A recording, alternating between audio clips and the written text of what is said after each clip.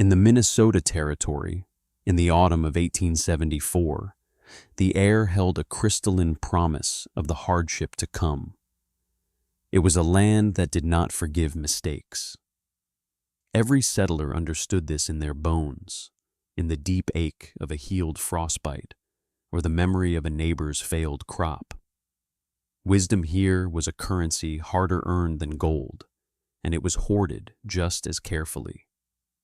This is why the settlement of Northwood Landing watched Alara Johansson with a mixture of pity and scorn. She was a widow, newly arrived, with 2 small children and an accent that marked her as an outsider. But it was not her otherness that drew their stares. It was what she was doing to her cabin.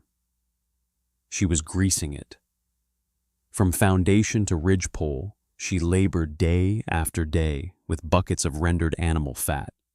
The tallow, thick and white, was worked into every seam, every check in the logs, every knot and whirl of the pine. She coated the wood until the entire structure shone with a dull, greasy luminescence in the low autumn sun. It was an act so bizarre, so contrary to every known practice of construction, that it became the settlement's primary source of gossip. The men who had spent their lives felling trees and raising cabins with nothing but an axe and their own sweat, they knew the rules. You felled in winter when the sap was down. You notched tight. You chinked the gaps with a mixture of clay, dried moss, and river mud. A good cabin was a dry cabin, a testament to tight joinery and solid filling. Alara's cabin was not dry. It was slick, odorous, and in the eyes of everyone who saw it, profoundly foolish. They called it the Lard Lodge. Children pointed. Women whispered at the trading post. Men shook their heads and muttered about the folly of a woman trying to do a man's work. What did this quiet widow from the Baltic coast understand about surviving a Minnesota winter that these seasoned, hardened pioneers had missed? What secret was she rubbing into the very pores of the wood, a secret they dismissed as madness? The answer would not be found in debate or argument. It would be delivered by the wind and the cold, in a trial that would threaten to scour all of them from the face of the earth. If you believe that forgotten knowledge can sometimes be more powerful than established tradition, subscribe to this channel right now, because you are about to see how a simple, greasy film of tallow became the most advanced piece of engineering in the entire territory, and how it saved a family when stone-solid tradition failed. To understand the genius of Alara's work, you must first understand the enemy. The great enemy on that frontier was not the bear or the wolf. It was the air itself. Winter air in Minnesota was a physical entity, a relentless thief that stole heat with a silent, invasive cunning. It did not matter how large a fire you built in your hearth. The cold found its way in. It came through the walls. A log cabin, for all its rugged beauty, was a sieve. The logs, felled and shaped by hand, were never perfectly uniform. They settled. They twisted. Most importantly, in the deep, dry cold of winter, they shrank. A log that was a foot in diameter in the humid summer might lose a quarter inch of its girth by January. This shrinkage was the great unsolved problem of frontier construction. It created 1,000 tiny, invisible gaps. The traditional chinking, a mixture of mud, moss, and sometimes animal hair, was a rigid solution applied to a dynamic problem. It dried hard as stone. When the logs contracted, the chinking did not. It either pulled away from the wood, creating a fine hairline crack, or it fractured under the strain. Through these infinitesimal fissures, the cold attacked. It was a death by 1,000 cuts. A family could burn through a winter's woodpile in a month, feeding a roaring fire whose heat was immediately stolen by the drafts. They would hang blankets over the walls, only to see them grow stiff with a rime of frost. Water left in a bucket more than 10 feet from the fire would be a solid block of ice by morning. Ink froze in its wells. The very breath of sleeping children would crystallize on their blankets. This was the accepted reality. Survival meant enduring this constant, intimate battle with the cold. It meant living in a small bubble of warmth around the hearth, while the rest of the cabin remained a landscape of Arctic misery. It was a life of conservation, of huddling, of perpetual gnawing chill. But Alara Johansson had known a different kind of cold and a different kind of wood. She was the daughter of a shipwright from a port city on the Baltic Sea. She had not grown up around cabins, but around the skeletons of great wooden ships destined for the icy northern waters. She had watched her father and his men battle not just water, but ice. She had learned from them that wood was not a dead, static material. It was a living, breathing thing. It swelled with moisture and shrank with dryness. It moved with the temperature. To fight this movement was to lose. The only way to win was to move with it. A ship's hull had to be watertight, but it also had to be flexible. If it were perfectly rigid, the immense pressures of the sea and the crushing power of ice would splinter it to pieces. Her father used pitch and tar for the heavy seams. But for the finer work, for sealing the wood itself, he used carefully guarded recipes of tallow, beeswax, and pine resin. These mixtures did not dry hard. They remained perpetually pliable, a flexible skin that stretched and compressed with the wood, never breaking its seal. When Alara looked at the cabins of Northwood Landing, she did not see sturdy fortresses against the cold. She saw ships designed to sink. She saw rigid plugs in a moving hull doomed to fail from the moment they were applied. She knew that the mud and moss chinking was the enemy, not the solution. It created the illusion of a seal, but it was a brittle promise the first hard freeze would break. So, when her own cabin was raised with the help of her neighbors, a customary act of community support that now felt like a prelude to her ostracism, she knew her real work was just beginning. She had spent the late summer and early autumn rendering every scrap of fat she could acquire. Fat from the deer her late husband had hunted, fat from the bear a neighbor had brought down, even the trimmings from their meager supply of salted pork. The process was long and arduous. She rendered the fat in a large iron kettle over an open fire, skimming the impurities until she was left with pure, white tallow. To this, she added a small amount of beeswax, purchased at great expense from the trading post, to give the mixture body and water resistance.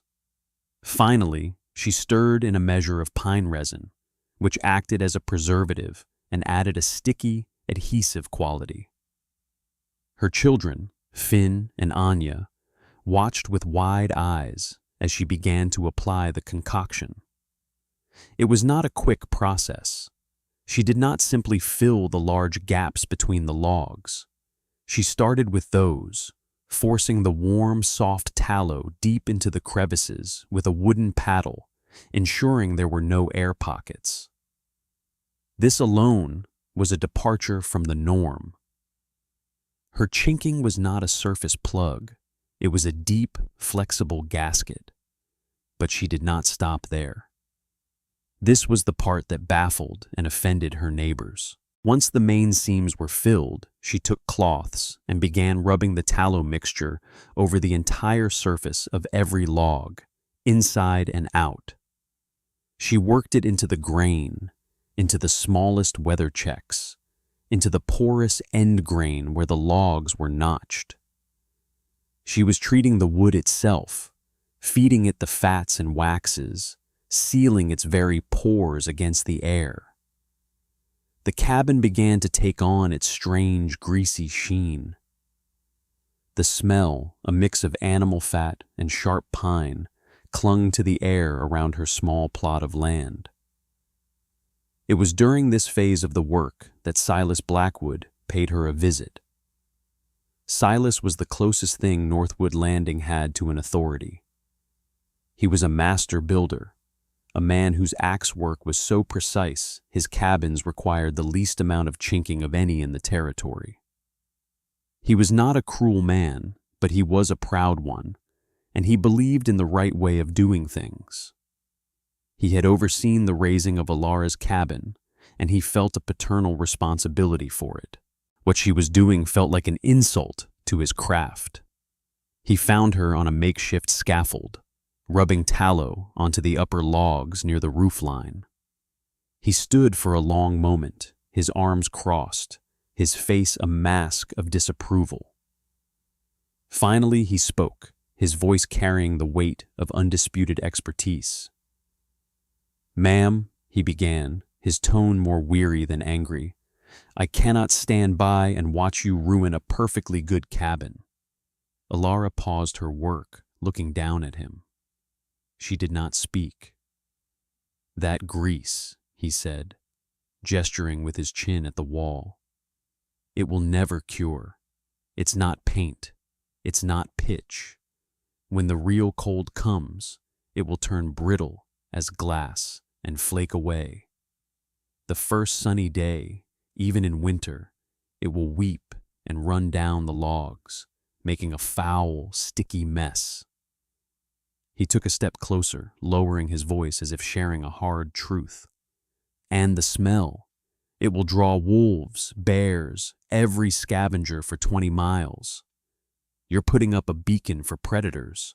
You need to scrape that off, and let me show you how to mix a proper chinking with clay and lime. It will be hard work, but it will be a proper seal." His arguments were logical. They were based on a lifetime of experience with the materials at hand. To anyone listening, Silas Blackwood was speaking pure, unvarnished sense. The tallow was an organic material, prone to decomposition and temperature changes. A mineral-based chinking was stable, inert, and proven. Alara looked from his earnest, worried face to the wall she was treating. She dipped her cloth back into the bucket of warm tallow. Her reply was quiet, barely audible over the rustle of the dry autumn leaves. "Wood moves," she said simply. "The seal must move with it." Silas stared at her for a long moment, his jaw tight. It was the dismissal of a zealot, an answer that was no answer at all. He shook his head slowly, a deep sigh escaping his lips.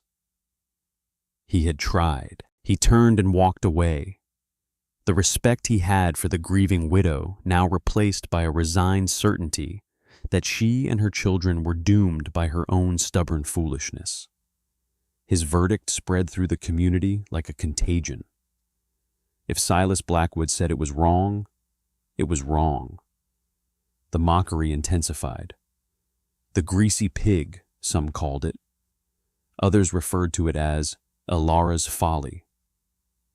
The cabin became less a home and more a public monument to one woman's inability to heed sound advice. She was no longer just an outsider. She was the village eccentric, a cautionary tale in the making. Alara ignored it all. She finished her work as the first snows began to fall. The exterior was done. She then turned her attention to the inside, applying a thinner, harder coat with more beeswax to the interior walls. This sealed the wood from the inside out and, once it cooled, was no longer greasy to the touch, leaving a smooth, waxy finish. The system she had built was not merely a barrier. It was an integrated membrane. The tallow in the deep seams acted as a flexible expansion joint.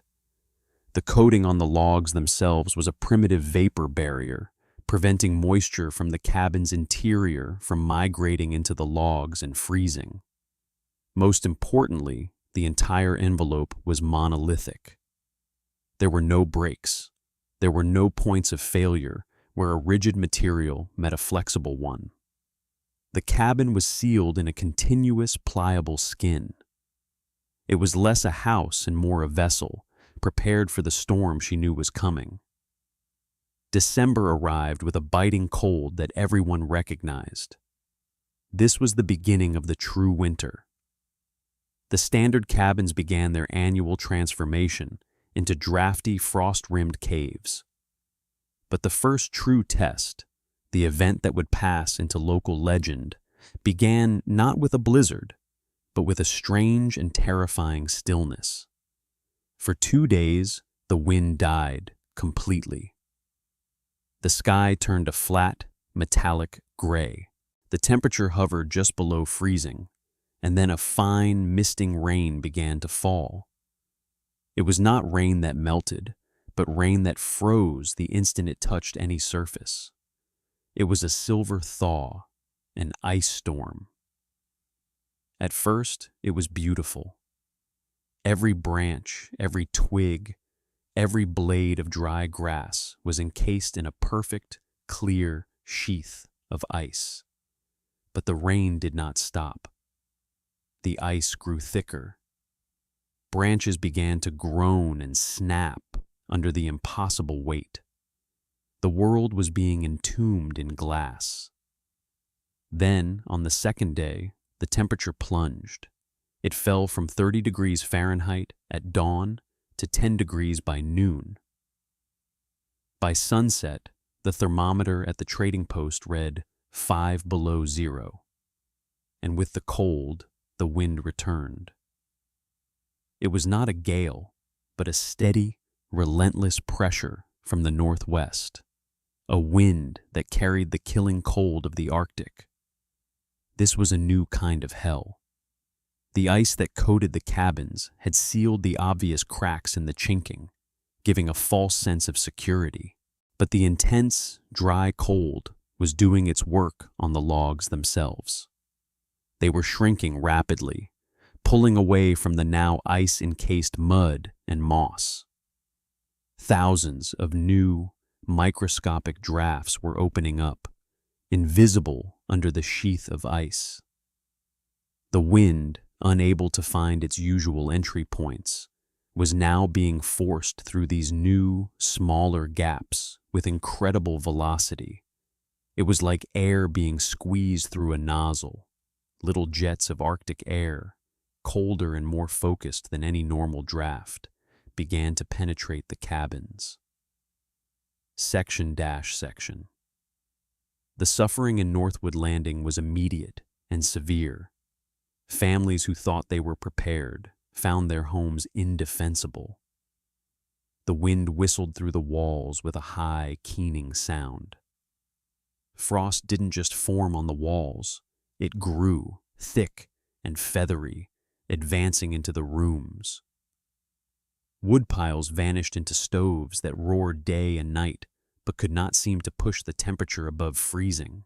They were fighting a war on 1,000 fronts, plugging one crack with a rag, only to feel a new stream of icy air on their necks. In his own cabin, the one he had built for his family with his own expert hands, Silas Blackwood faced the failure of his life's work. His home was considered the pinnacle of local construction, tight and true. But it was failing. The north wall was a sheet of ice.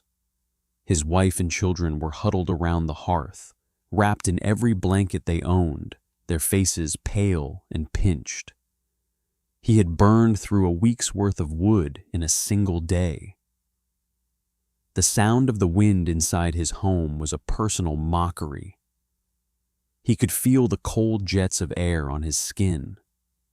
He shoved strips of wool into the seams around the window frames. He checked the chinking he had personally mixed and applied, and he found nothing obviously wrong. And yet, the heat was gone. His expertise was useless. The cold had found a way in that his philosophy of building could not comprehend. His certainty had become his prison, and his family was trapped in it with him. As the second night of the storm closed in, the temperature fell further, 20 below zero.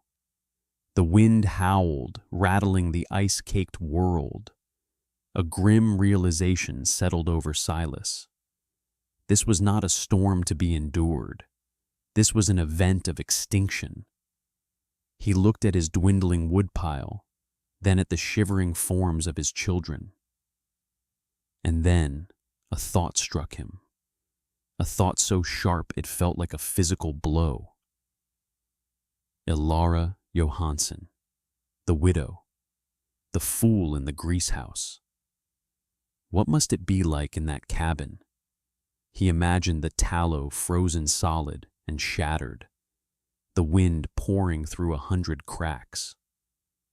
He pictured her and her 2 small children, alone, with no one to help them. A wave of guilt washed over him. He had mocked her. He had stood by and let her commit this act of folly without intervening more forcefully. If they were freezing, if they were dying, their fate was partly on his hands. Before we witness what Silas found, I need to ask you to do something. If this story is holding your attention, if you feel the tension of this moment, please hit that like button right now. It tells the algorithm that stories of quiet ingenuity and vindication are worth sharing, and it helps our channel bring more of them to you. Now, let's walk with Silas through the storm. He had to go. It was a duty. He pulled on his heaviest coat, wrapped his face in wool, and lit his lantern. He told his wife he was going to check on the widow. She pleaded with him not to go, but the look in his eyes was one of grim resolve. The journey was a nightmare. The ground was a sheet of treacherous, uneven ice. The wind was a solid wall that stole his breath and threatened to tear the lantern from his grasp. The 50 yards to Ilara's cabin felt like miles.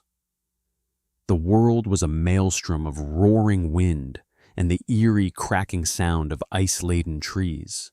As he approached her small cabin, he braced himself for the worst. He expected to see no light, to find a home already surrendered to the cold. But as he drew closer, he saw it. A soft, steady yellow glow from her single window.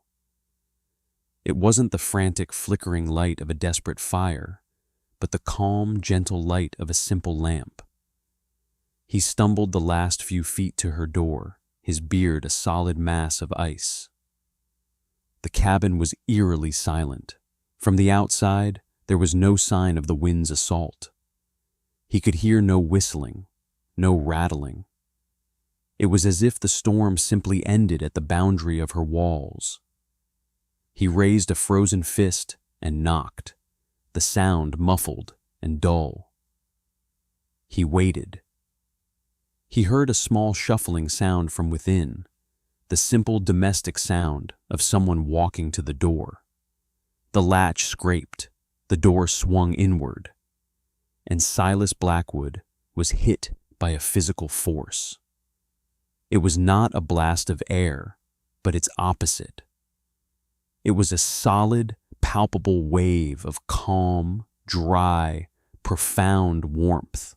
It washed over him, melting the ice on his eyebrows, carrying a scent not of rancid fat, but of baking bread, pine, and living, breathing humanity. He stood, dumbstruck, on the threshold, staring into a scene of impossible normalcy. The first thing he saw were the children.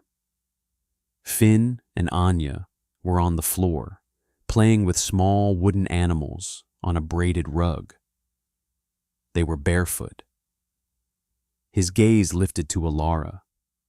She stood by a small table, her hands dusted with flour. She was kneading dough. Her sleeves were rolled up past her elbows, revealing strong, capable forearms. She looked at him not with fear or desperation, but with a simple, questioning calm. Silas took a stumbling step inside, his mind unable to reconcile the howling apocalypse he had just walked through with the serene domesticity of this room. His eyes darted around, cataloging the impossibilities. There was no frost on the walls, not a single speck. He ran a gloved hand along the north wall, the wall that bore the full brunt of the wind. It was cool to the touch, but it was dry. It felt like a wall in summer. He looked at the fireplace. The fire was small, lazy. A few logs glowed peacefully, radiating a gentle heat. It was not the roaring, desperate inferno that was currently consuming his own woodpile. Beside the hearth was her stack of firewood for the night. It was barely diminished. He was an expert. His mind, trained in the diagnostics of construction, began to work, to investigate, to understand the miracle he was witnessing. He walked the perimeter of the single room, touching the walls, peering at the seams between the logs. He could feel no drafts. None. The air in the room was still and quiet. The howling of the wind was a distant, muted thing, a rumor from another world. Section. He turned back to Alara, his face a mixture of awe and utter confusion. He had to know the numbers, the data. His entire worldview had been shattered, and only facts could rebuild it. The temperature, he rasped, his own voice hoarse from the cold. What is the temperature in here? Alara gestured with a floured thumb towards a small mercury thermometer hanging from a nail, a delicate instrument that looked like a relic from another life. Silas moved towards it, his boots dripping melted ice onto the clean-scrubbed floorboards. He leaned in close. The silver line was steady, unwavering. It read 68 degrees. 68 degrees. Outside, it was 22 degrees below zero. It was a 90-degree differential. His own cabin, with a fire that was 10 times larger, was struggling to stay above 35. This was not just better. This was a different order of reality. The final piece of data was the fuel. That was the true measure of a cabin's efficiency. How much wood? He asked, his voice barely a whisper. How much have you burned since the storm began? 2 days now. Alara paused her kneading and considered for a moment, her brow furrowed in thought. A little more than usual, she said, perhaps a quarter of a cord. The number struck Silas Blackwood with the force of a physical blow. A quarter of a cord. He had burned through a full cord and was starting on his second. He was burning wood 8 times faster than she was, and his family was on the verge of freezing to death while hers lived in a state of summer-like comfort. The numbers were inarguable. They were devastating. They were the mathematical proof of his own profound ignorance. Everything he knew, everything he had built his reputation on, was wrong. He looked at Alara, at her simple, unassuming presence. She was not gloating. There was no hint of triumph in her eyes. She was just a mother, keeping her children warm.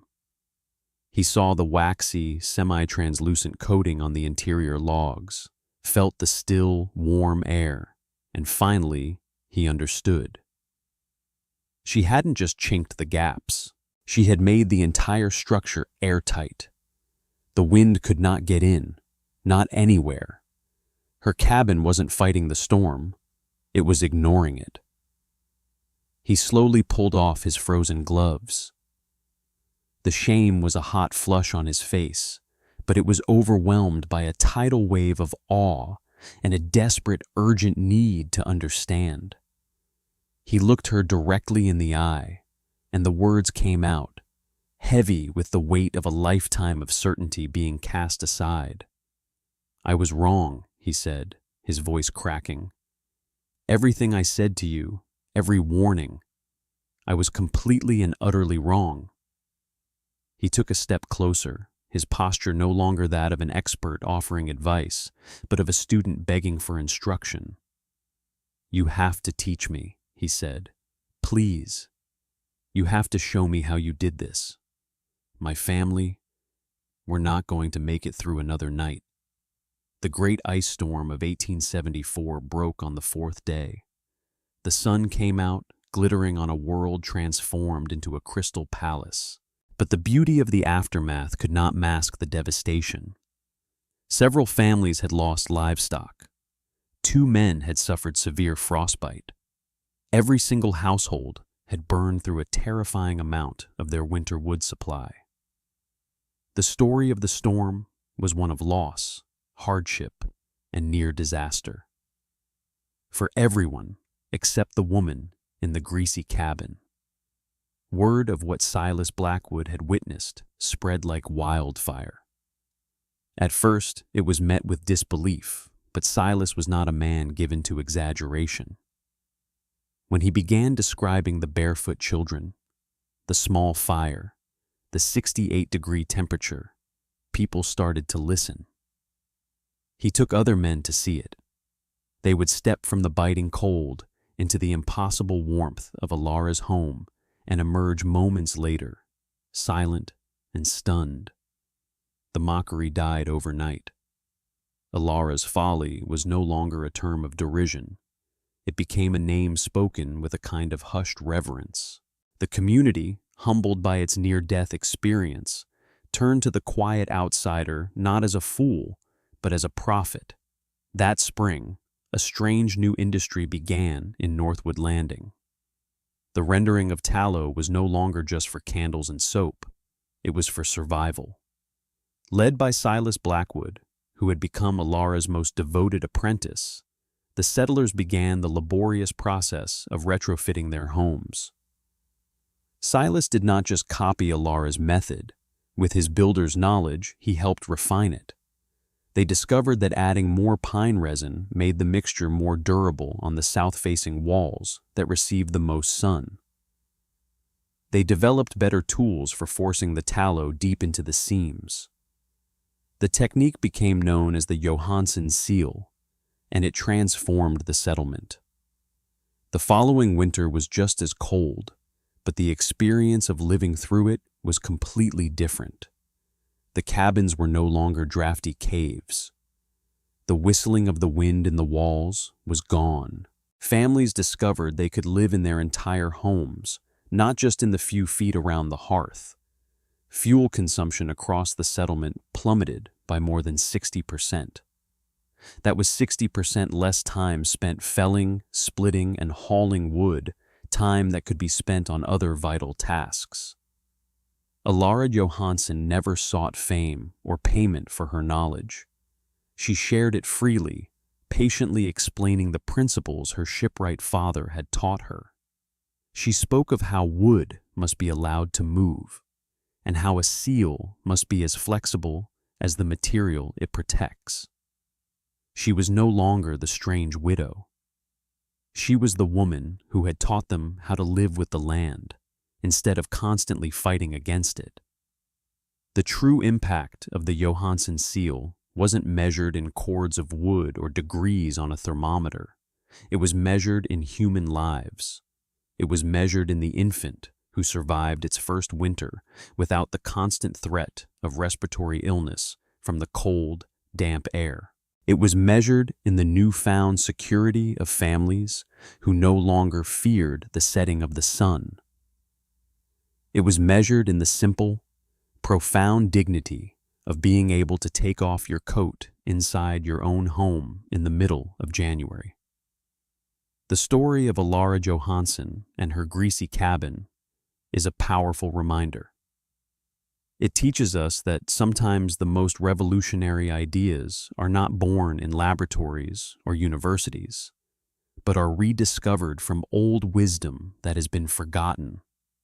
It shows that tradition and expertise can sometimes become prisons of their own making, blinding us to simpler, more effective solutions that may look, at first glance, like madness. The core principle Alara understood is now a fundamental concept in modern building science. We call it the building envelope, the continuous unbroken barrier against the movement of air and moisture. We use sophisticated house wraps, spray foams, and vapor barriers to achieve what she accomplished with animal fat and pine resin. She had created a primitive but near-perfect, airtight vessel on the frozen plains of Minnesota. If this story has given you a new appreciation for the hidden genius of the past, please hit that like button and subscribe for more tales of forgotten engineering and frontier innovation.